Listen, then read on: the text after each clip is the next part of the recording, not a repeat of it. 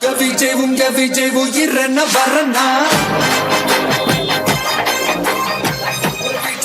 விஜய் எளியவன் குரல்னா விஜய் தனியாளிய கடனா விஜய் எளியவன் குரல்னா மக்கள் தானே மன்னர்களை உனக்கு காட்ட வரனா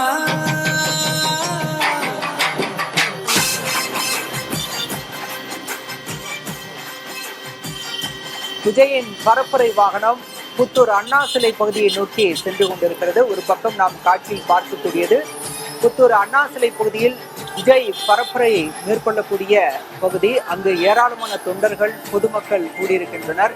இளைஞர்கள் உற்சாகமாக நடனமிட்டு வரவேற்பதற்காக காத்து கொண்டிருக்கின்றனர். இன்னொரு புறம் விஜயின் பரப்புரை வாகனம் பரப்புரை மேற்கொள்ளக்கூடிய இடத்திற்கு சென்று கொண்டிருக்கிறது.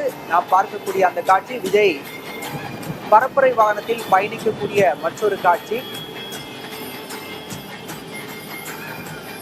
விஜய் சென்னையில் புறப்பட்டதிலிருந்து பரப்புரை வாகனத்தில் ஏறி தொடர்ச்சியாக பயணித்துக் கொண்டிருக்கும் வரை தொடர்ச்சியாக நாம் காட்சிகளை வழங்கிக் கொண்டிருக்கின்றோம்.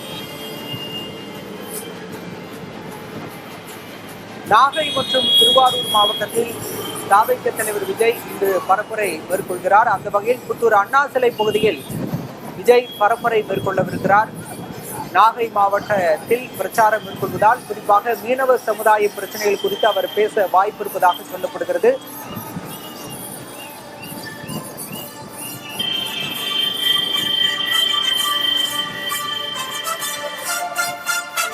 ஏராளமான தொண்டர்கள் கூட்டம் மிகுதியால் சிலர் மயக்க நிலையில் இருப்பதை போன்ற காட்சியும் நம்மால் பார்க்க முடிகிறது. ஏராளமான தொண்டர்கள் நீண்ட நேரம் காத்திருக்கக்கூடிய சூழல் இருக்கிறது. விஜய்க்கு அனுமதிக்கப்பட்ட நேரம் என்பது 12 மணி முதல் 12:30 மணி வரை விஜய் பரப்புரை மேற்கொள்ள மாவட்ட காவல்துறை அனுமதி வழங்கியிருக்கிறது. இன்னும் சில நிமிடங்களில் அவர் அங்கு செல்வார் என்று கூறப்படுகிறது. பரப்புரை களத்தை விஜயின் பரப்புரை வாகனம் நெருங்கக்கூடிய அந்த காட்சியை நாம் பார்க்கின்றோம்.